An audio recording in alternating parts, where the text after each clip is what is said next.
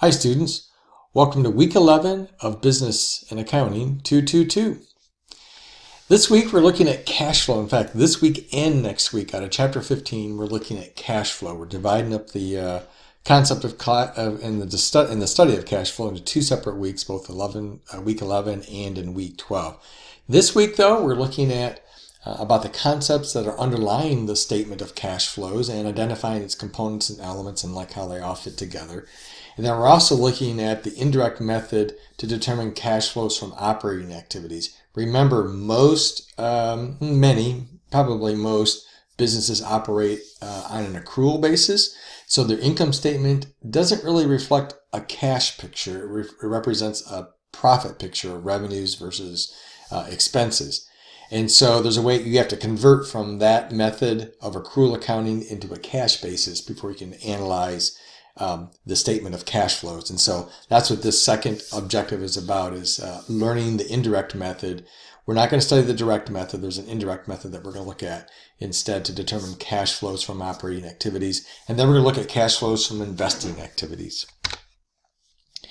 So the statement of cash flow shows how a company is using its cash to operate, invest, and finance its activities to make a service or deliver a product to customers. And it really does work to explain increases and decreases in cash. When I was superintendent at a Christian school for a number of years, we lived and died by cash flow. The P&L was important, and certainly the balance sheet's important because it tells you where your cash is sitting or where your assets are at and where your liabilities are at.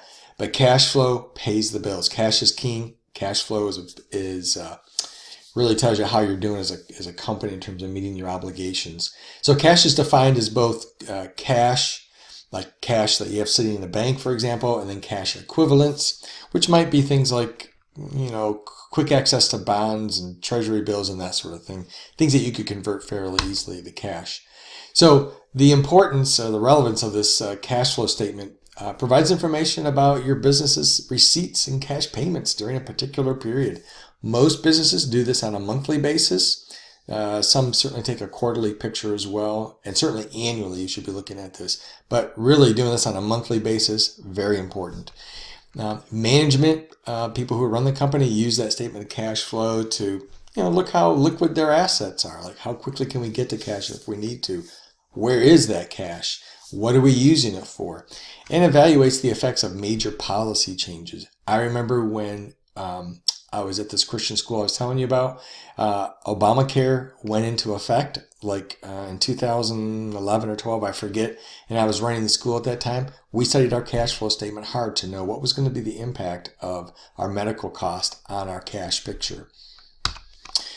Investors like to look at cash flow statements as well.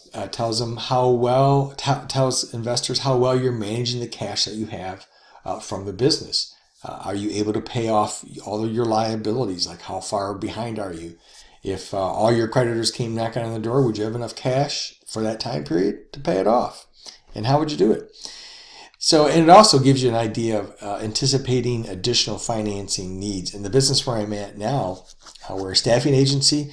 We use our cash flow picture to say, you know what, we've got a number of new business new customers coming at us that are going to require more cash. And it drove us to go to the bank and have some more discussion. And just a quick note, so the cash flow statement is actually divided into three separate sections. There's the cash flow from operating activities, cash flow from investing activities, and cash flow from financing activities. We just looked at the operating activities. Here's a quick list of the kind of an overview of cash flow study from the investing perspective activities. It involves acquisition of property, sale of property and plant and equipment and that sort of thing. There's a lot of inflows that come from investing activities, things like when you collect on loans that maybe you've provided to other people, where you've sold long-term assets, you've got cash coming in, and then cash going out is the outflow, is money that you had to lend to borrowers, cash expended on purchasing securities and assets, anything related to investing, both inflows and outflows. And then on financing activities, that's the third category of cash flows. We're looking at inflows from proceeds from stock sales and that sort of thing. Short-term and long-term borrowing, where you borrow cash. It brings cash into the organization. That's a financing activity. That's a cash inflow. Cash outflows include payment of loans, payment to owners, and all that sort of thing. So just a quick overview of the three different categories of operating activities, investing, and financing, all impact cash flow. In fact, this little chart shows you a pretty good idea of how it all kind of glues together. I'd recommend spending a little bit of time looking at this. It really is a great little diagram of classifying inflows and outflows for each of those different activities. This is from Amazon, and 2011, quite old in terms of Amazon's life. But you can see it's divided into, it starts out with net income, pulled off the balance sheet, and then there's adjustments made to the income statement. And then there's operating activities on the cash flow. And then there's investing activities and financing activities. One thing you should note is, like, this is the 2009 cash flow. At the end of 2009, they had 3.4 million. I think this is what it is. And it feeds into the beginning period of the next year, 2010. And after 2010, they ended up with 3.7 million, almost 3.8, which then fed 2011 statement of 3,707,000, and then now they ended up at 2012 with 5 million in cash flow. So, in fact, I said wrong. These are in millions, so this is actually 5 billion, 3.7 billion, 3.4 billion.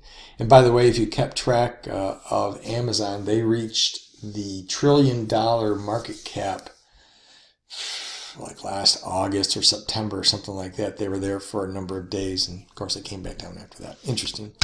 Okay, weeks 11, we're looking at, this is what we're doing this week. We're looking at statement of cash flows from operating activities and investing activities. Next week, we're going to look at financing activities and cash flow, analyzing cash flow statements. So step one is determine cash flows from the operating activities. We've talked about that. Here's a brief description of that. Make sure you check this out in the course text. And then we're also, this is a way, by the way, this little chart shows how you're converting your net income statement from your P&L, your income statement, to what actually happens on the cash flow sheet to get you to this net cash flow number that you want to get to. Remember, you have to convert from accrual to cash basis. And that's kind of what's going on in this step. Step two, we're looking at investing activities. This example shown here is from chapter 15, so make sure you check that out. It gives you some real numbers to play with and work with in determining cash flow from investing activities. Okay, that's it. Have a great week. Make sure you reach out to me with questions or concerns that you might have. You guys are doing great. Keep moving forward.